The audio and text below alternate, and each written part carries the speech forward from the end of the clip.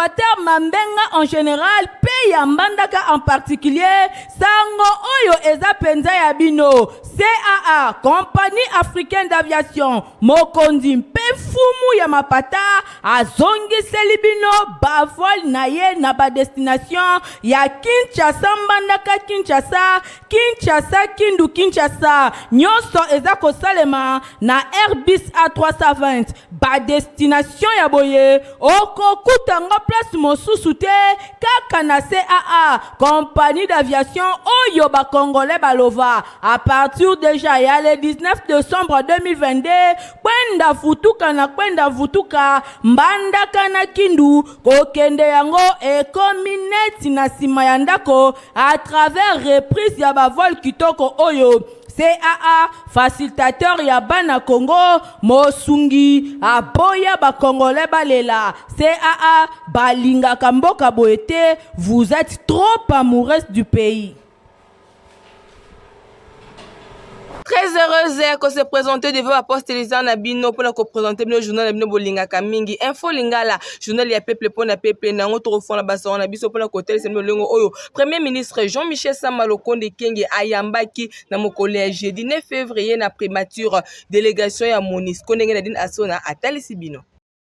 Premier ministre Jean-Michel Sama Lukonde Kenge a évoqué qui ba question ya pacification ya Est République démocratique du Congo,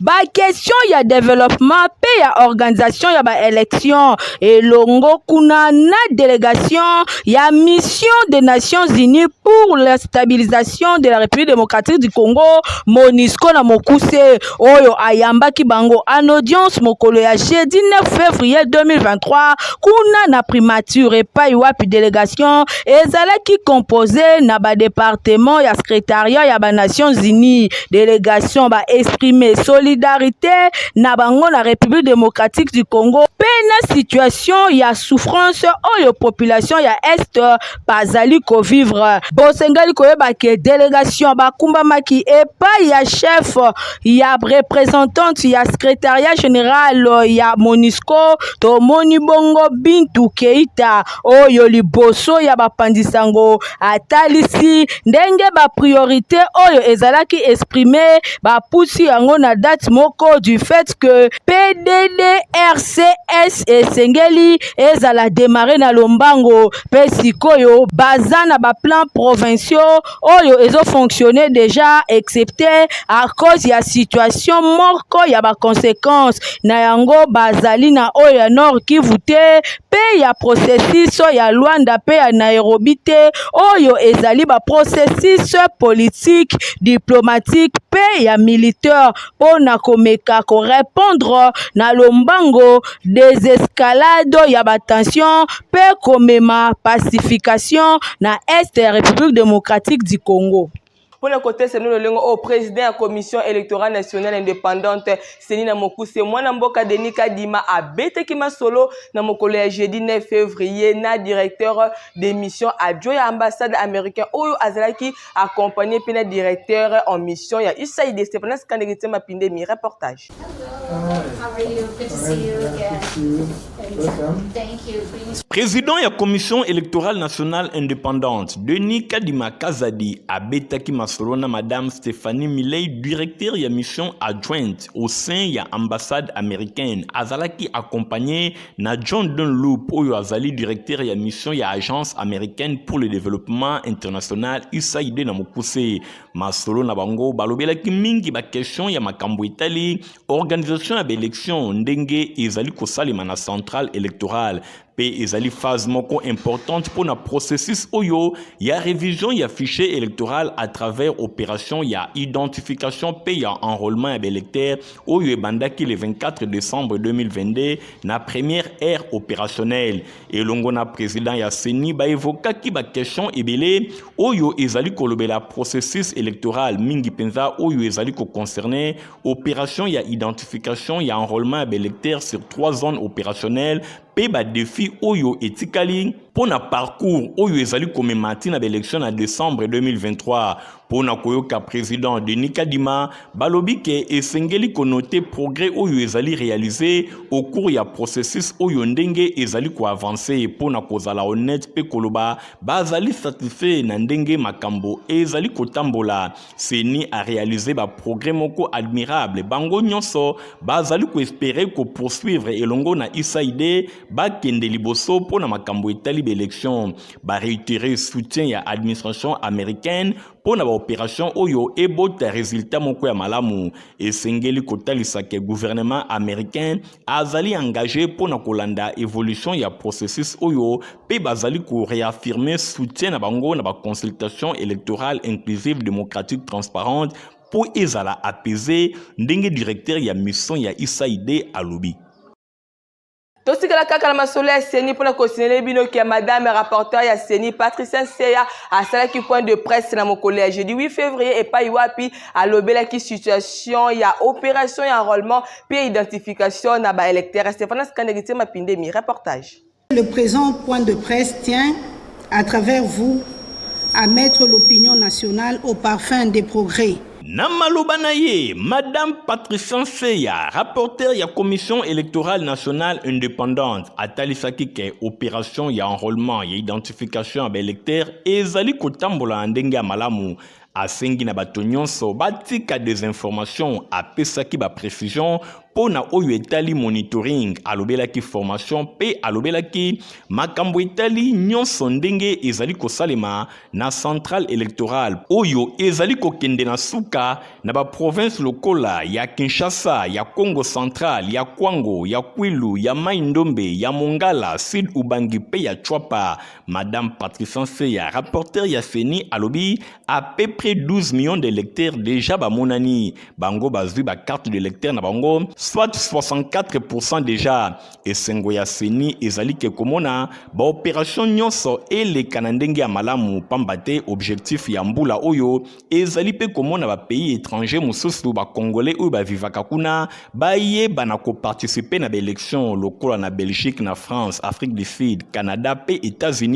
kuna pe ba opération ya enrôlement ici et bandaki ba résultat ezali vraiment na ndenge ya malamu pona oyo etali deuxième ère opérationnelle ici et bandaki pe à peu près 1 million d'électeurs ici bazali déjà enregistrés kasi ba opération ezali kokoba kakase kokoba pona troisième ère opérationnelle boyi ba formation ici et bandaki déjà pour na kotala ndenge nini ba opération oyo ezali ko démarrer déjà na mois de février na ngambo mosusu rapporteur ya commission électorale nationale indépendante Patricia Seya atalisi ke pour na ba machine oyo ezali ko poser problème ba technicien ya Seni bazali ko lalate une fois problème ezali remarqué bazali ko beta dada déjà pour na koyeba ndenge nini ko réparer ba machine oyo pe ekoma déjà opérationnel. Patricia Seya, rapporteur ya commission électorale nationale indépendante, a soukisaki message nye libosa ba panzisango na kosenga ka ba nyonso ba s'enrôler na nuté ba sala yango na lombango.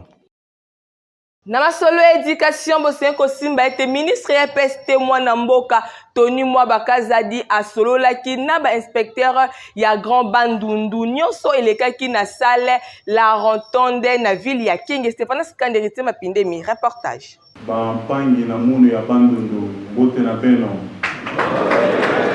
Maloba oyo ya ministre ya enseignement primaire, secondaire pe technique Tony Mwaba ezalaki kaka pona ko attirer attention ya assistance na salle la Rotonde ya ville ya Kenge na province ya Kwango et pa wapi numéro 1 ya EPST professeur Tony Mwaba amipesaki mission ya kosolola elongo na ba inspecteur nyonso ya Grand Bandundu na thème les rêves de la trilogie inspectorale mutu ya liboso ya kozwa maloba ezalaki bongo inspecteur général ya EPST Jacques Oudia Musungai yende asalaki introduction pe aplantaki décor na mbala moko alobelaki tableau moko ezali sombre pona enseignement ya mboka na biso mingi penza na Grand Bandundu et pa wapi tableau ezali vraiment mitigé surtout côté ya formation malgré moi amélioration ezali komona na ndenge Jacques Oudia Musungai atalisaki Mangobe papi directeur ya Dinacop oyo ezalaki sekope yepe azwaki maloba na nsima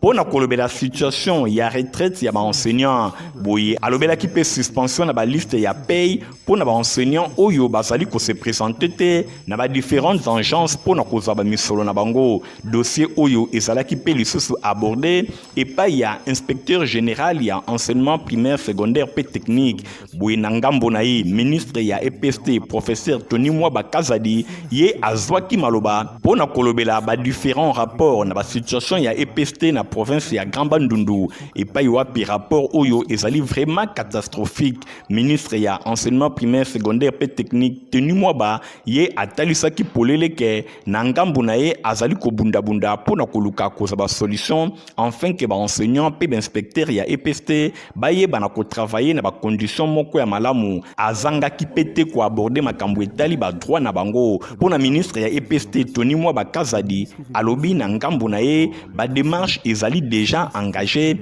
en faveur ya ba enseignant pe ba inspecteur ya EPST pona amélioration ya ba condition na bango. Na masolo mususu bosen ko ba été distingué première dame ya République démocratique du Congo Denis Sankero Tshisekedi aponamaki marraine ya 6e promotion ya école ya renseignement militaire édition 2021-2022 week-end et Stéphane Skande et ma pandémie reportage.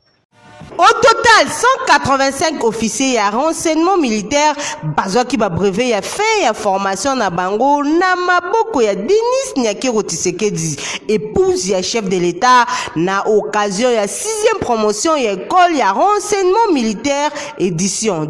2021-2022 na centre supérieur militaire au Ezwami na commune ya Ngaliema. Distinguée première dame Denis Nyakero Tshisekedi a témoigné na occasion oyo soutien na ye epai ya ba vaillant militaire au bazali ko défendre intégrité territoriale ya nation kokende tina kokufa ya vie na bango na guerre injuste oyo bazali ko imposer biso epai ya Rwanda. Pona ba ressources naturelles ya République démocratique du Congo pona Denis Nyakero Tshisekedi engagement ya ko servir na se ya drapeau national ezali motif ya fierté kasi pe lisusu ezali marque ya courage exceptionnel ezali vraiment source ya inspiration pona sens ya devoir pona population pe particulièrement jeunesse na biso elebaki bongo première dame Denis Nyakero Tshisekedi azalaki na esengo ya makasi komona 5 femmes na kati ya 185 lauréats oyo ya 6e promotion oyo kasi lokola pe mwasi amitunaki pona nini to faible boye ya représentativité ya basi constat ezali général na ba force ya sécurité elobaki bongo première dame Denis Nyakero Tshisekedi talatina applaidaki epai ya ba autorité militaire ba se rassurer na présence féminine ya ba service différents ya sécurité ba impliqué davantage basi na opération ya zone ya ba conflit kasi nyonso ekozala pe lisusu possible soki mwasi ye moko a comprendre que azali na capacité ya ko servir mboka na ye na domaine oyo pona chef d'état-major ya FRDC Christian Chiwewe a exhorté ba lauréat ba mettre ba connaissance au bazui en pratique pour améliorer service et renseignement dans la République démocratique du Congo. Et Sengeli Boyeba qui est effectif yaba officier oyo ya renseignement ezalaki 256 185 réussites bakisa 5 distinctions 36 échecs 33 ba abandonnaki pe 2 ba kufaki. N'occasion 11e assemblée générale annuelle et association féminine oyo ezalaki orienté na assistance ya ba comité vivante na ba précarité tout pe ba souffrance ya ndenge na ndenge. Marie-Josée Ifoku lokola marraine ya sensibilisation ya ba femmes vivant pe ba sala ba merveille ya ndenge na ndenge. Stéphane Skande Nadine Asona reportage. Mon devoir c'est de servir. Le leader international ouvert. ezalaki na cadre ya batravaux ya assemblée générale annuelle ya district 915 oyo ezali ko se dérouler na ville province ya Kinshasa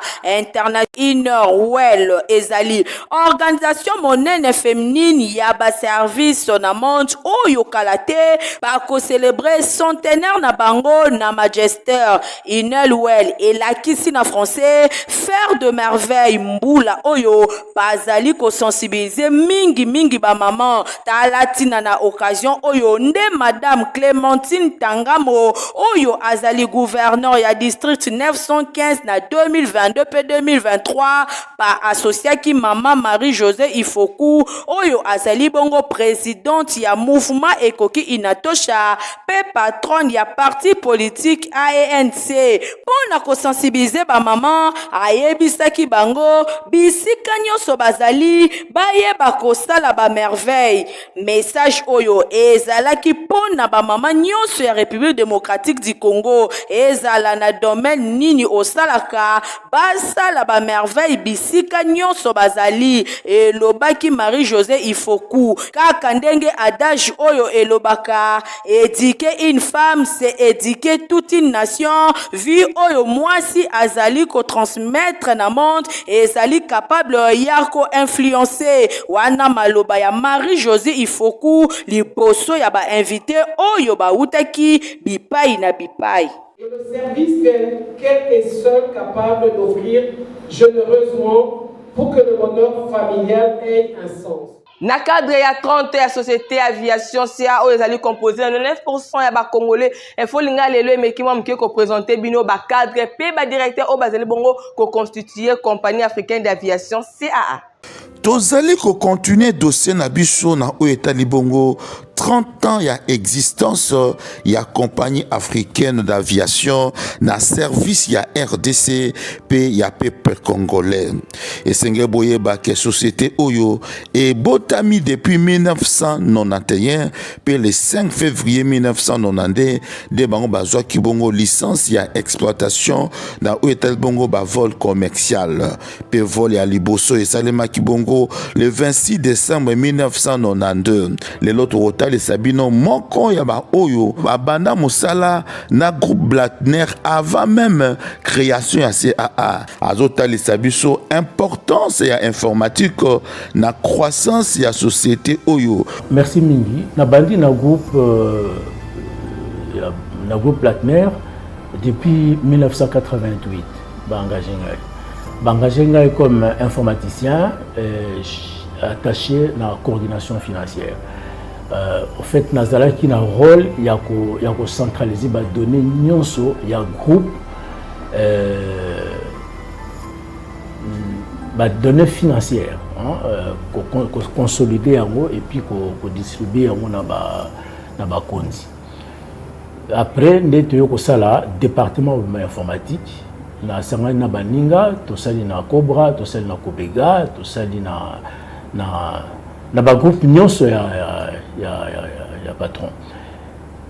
Et loko ezalaki ya moto ya pa na biso c'est que ya kokutana na patron oyo asepelaki mingi na informatique alingi ba ordinateur alingi musala ya kolanda ba information oyo tozo produire pour la gestion ya compagnie. Et salisi biso mingi na kozwa litomba ya musala tozo sala na boyebi ya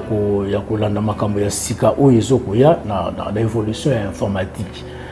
wana tosepela na mingi ti siko tozo continuer kosepela nango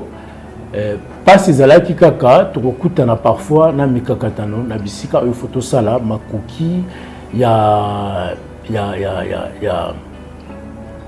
batu oyo fo basengeli basala musala bakozala te tozalaki par moment ya kozwa batu oyo bayebi kuta ordinateur te ya kointeresse bango bayeba kozwa kosepela na informatique pour que basalisa biso ntango biso tozali te baza à distance lokola na bescale koyeba kosala ordinateur et puis koyeba kosala kobomba badonnées et tout ça. Et donc c'est presque biso yango wana ke ntango tozokutana na bato oyo ifo basala na biso bazalaki nesenga kosala na biso mais kaka tena mosusu elaki tel que tokokutana na bato oyo balingi koyeba te informatique azokosala nini informatique et au salanini mais tant baye comment on a facilité ya makambo o ezobima na ordinateur ba te belé le loba comme on s'appelle na musala biso sala na compagnie bino moko boyoki 30 ans ya expérience, expertise et vandi na service ya aviation, pe qualité à service ezali incomparable. CAA azali ko sala bongo esengo ya RDC, pe azali toujours ko valoriser ba congolais na secteur ya aviation. En tout cas, le lot tozana fierté pour le lot CAA azali ko travailler na bana mboka pour ezali société ya mboka. Bosengeli ko simba ete défi Congo ezali parti politique ya sika ya mwana mboka diangenda kitutu kidi martorele bo découvrir yango na komate ya Mikel Toto.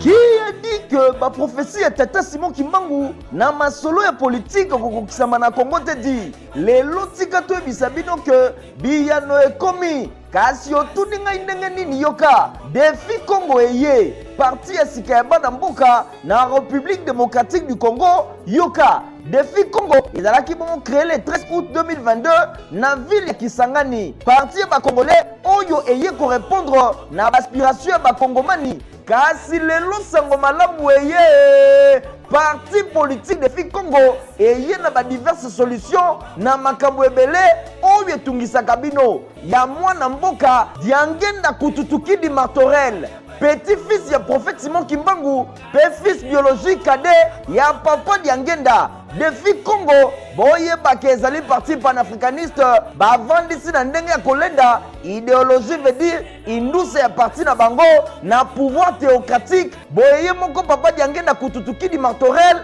akozala si simple instrument to mosali ya pamba po défi Congo eza bongo accomplissement ya ba prophétie oyo epesamaka 100 ans eleki epo ya tata Simon Kimbangu vision na ye bosimba keza ya korefonder Congo na nouveau système ya gouvernance uta bomona ya papa diange na kututukidi martorel atikala soko mokete kozwa kimia mpona komedite pe kokanisa na bozindo na oyo etali misère to pe pasi ya moto moindo to l'homme noir yo na ngai tolinga congolais koleka Congo pamba te na ntango tozongisi congolais na esika na ye tomitesi valeur yo nanga yango ne preuve oyo ezali kolakisa ke tolingi mabele na biso esengeli koyeba ke défi Congo ezali installé na bagrande ville nyonso mpe na baprovince nyonso ya minene ya République démocratique du Congo secrétariat général na bango ezwami bongo na avenue Bolafa numéro C8 quartier Diangenda na commune ya Ngiringiri défi Congo boyeba ke ezali parti ya unité po eyende kosangisa bakongolais nyonso awa tribalisme kutu bosana Eric Massamba moko bakadre ya parti a communiqué na wetali signification ya lettre K tango tozali kolobela pe kokoma Congo na esika kokoma yango na lettre C pour na koloba défi Congo. Le Congo, je crois que dans notre alphabet africain, il n'y a pas spécialement de C. Je ne vois pas jusque-là, là où il y a un C. Donc, des uns et des autres ne doivent pas se sentir exclus. Exclus parce qu'on entend Congo avec un K. Ce n'est qu'une provocation peut-être c'est aussi un défi psychologique, psychique, de faire le lien que dans notre langue, quand on dit RDC, le C c'est un C dans l'alphabet européen, comme on aurait pu le dire RDK, République démocratique du Congo avec le K qui est le K africain. Bon kende noki na siège à parti défi Congo, bozo ba fiche d'adhésion na bino, bo kota na kati ya parti, rendez-vous le 23 décembre 2023.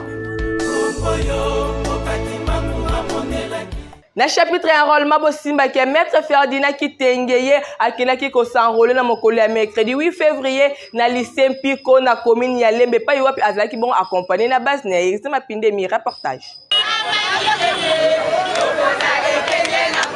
Maître Ferdinand Kitenge, Oyo Azali Bongo, coordonnateur, ya Société Civile Révolutionnaire, SCR Namokuse, ye Azalaki accompagné na foule moko immense ndenge kaka bozali komona po akende ko s'enrôler nyonso ebandaki na première porte ya foire internationale ya Kinshasa et pa wapi foule oyo bozali komona balingaki kotika Maître Ferdinand Kitenge te na mbala moko ba accompagnaki ye tina centre ya lycée Mpiko oyo ezwami na commune ya Lemba et pa wapi Maître Ferdinand Kitenge akutanaki na équipe restreinte ya commission électorale nationale indépendante ayamba makina ndenge ya malamu na sima ya ko remplir quelques formalités azwaki carte de lecteur na ye na esengo ya base oyo ba accompagnaki ye.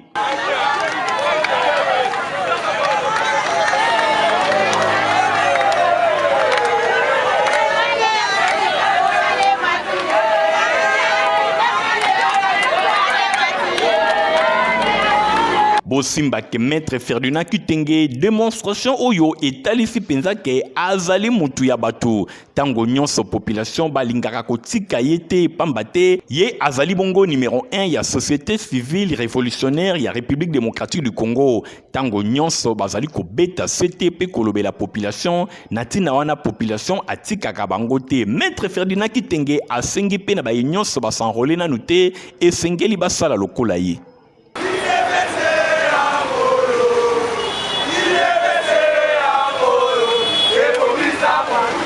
Namasolo ya voyage bosia koyeba ete agence Eric Travel ya mwana mboka Eric Mwamba bazali bon kosunga ba pona ba voyage ndenge na ndenge beaucoup plus boyeba ete visa ya Schengen ekititalo na dina sona reportage. Tango yango oyo mwana kin ozana posa kokende partout na ba pays nyonso ya Schengen na yebisabino l'homme ambassadeur ya développement mwana mboka Eric Mwamba aza kosunga yo na ba démarche na yo awa prix ekiti ADG Eric Mwamba elongo na agence Eric balobi na $1000 ya pamba ozwi visa Schengen. Sa confiance ya sur agence Eric Travel droit ngara binde na pesa. Tunanga nini mwana mboka Eric Mwamba alobi bonne année na Noël na yo yango oyo. Baki bien famille d'accueil eza mobimba na Belgique, eza mobimba na France, eza mobimba na Italie, na Schengen mobimba. Avec $1000 au petit biso confiance yo ko tambo lokola rabi noto ekomi une réalité. Bombo sanate yo ozape na pose kokende na Turquie, Dubaï, Afrique du Sud, Chypre, ozana pose ya visa Schengen, États-Unis, kokende na yo musika te agence Eric ezawana eratakate sur prise en charge na yo pe eza rassuré. Agence Eric Travel ezwami bongo na 11e rue Limité mosika te na INPP yo ozana Tiangu boulevard Lumumba côté ya Masina soki olingi okota na entrée Kimbuta bana ya funa na diagonale ya commissariat ya police côté ya Rekingabwa ebongo yo na Lukunga kende kaka na Kitambo magasin pene ya Facebook. Agence Eric Travel ezomema bino likolo bokomela pema. Namasolo ya religion boseye kosimba ete l'Éternel fait pour nous de grandes choses. Nde ezali teme milulu minene ekosilema na église Nouvelle Jérusalem ya Belgique cité de Gauche. Nani na so na reportage.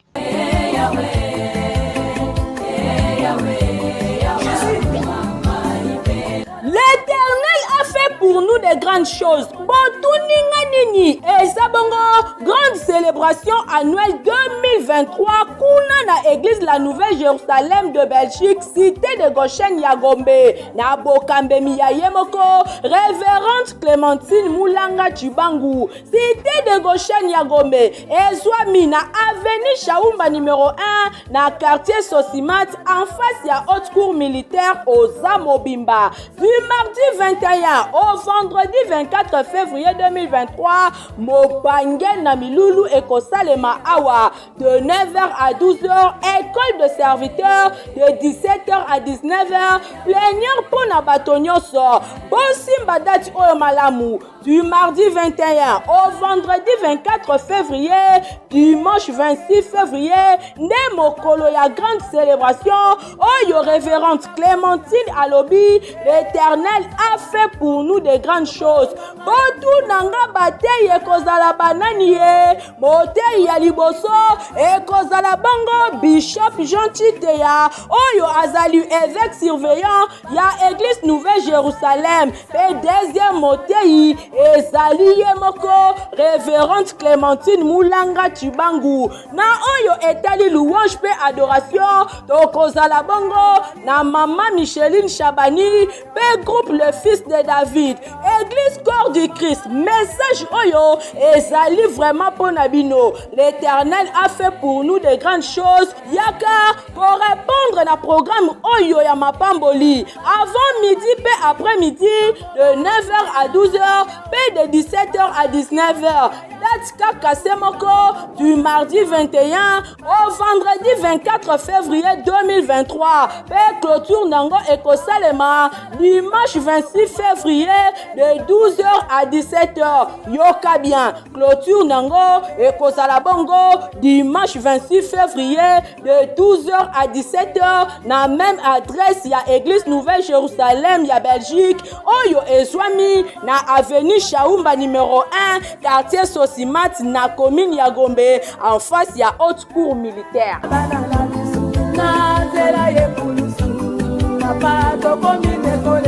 Pona kozala bonne santé bosoin ko ba ete potepote malonga pona bana bino ezali kaka moko na kombo ya Protuva pe le non ko kipe HTC pendant scandé na tele kai la kapen yena zoko ya bien bébé pro azoko ya bien po ayeka Protuva bongo bébé ni pipi c'est etumbana pota pota ndeko na mali comme moi ezole la makasi bo ezolo kanti na balabala yeka boy alia na pasi mwanoyo mwana ko alia na pasi te est-ce que biloko azolia oyo azosepela nango tala bébé pro ye alia kaka Protuva bandiku naza kupesa bino Jean-Pierre ya mwana oyo bébé pro banda kuma kuria alia kaka Protuva butala ekole linai Protuva kitoko na miso elengi na munoko misala na nzitu ya bana pona société ya santé ya bana esengeli baliaka potopoto Protuva tala lelo yo bébé pro akoli malamu po aliaka potopoto Protuva bina kuna chimagate aha bitso nyoso toko bina dansa ba bébé toke baya bayi yango chante kitoko nzoto makachi mboka mobimba echita ingiyo ha Protuva potopoto kitoko pona ba bébé pro. Journal la bino bolinga mingi journal ya peuple pour le peuple kombo na suka to kabala bonté son to pesa. Merci mingi na pichu masiape eme kachimanga obasima ki bongo montage bo seko ebaka. Journal oyezaki supervisé na yemoko hérité mapine misu coordination ya Stéphane Skande to kote bna mikoletali koya. Au revoir. Eye lisusuwe bana Équateur Mambenga en général pays ya Mbandaka en particulier sango oyo eza penza ya bino CAA Compagnie Africaine d'Aviation Mokondi mpe fumu ya mapata azongiseli bino bavol na ye na ba destination ya Kinshasa Mbandaka Kinshasa Kindu Kinshasa nyonso eza kosalema na Airbus A320 ba destination ya boye okokutanga place mosusu te kaka na CAA Compagnie d'Aviation oyo ba Congolais balova à partir déjà ya le 19 décembre 2022 kwenda vutuka Mbandaka na Kindu kokende yango ekomi neti na sima ya ndako à travers reprise ya bavol kitoko oyo CAA facilitateur ya bana Congo mosungi aboya ba Congolais balela CAA balinga kamboka boete vous êtes trop amoureuse du pays.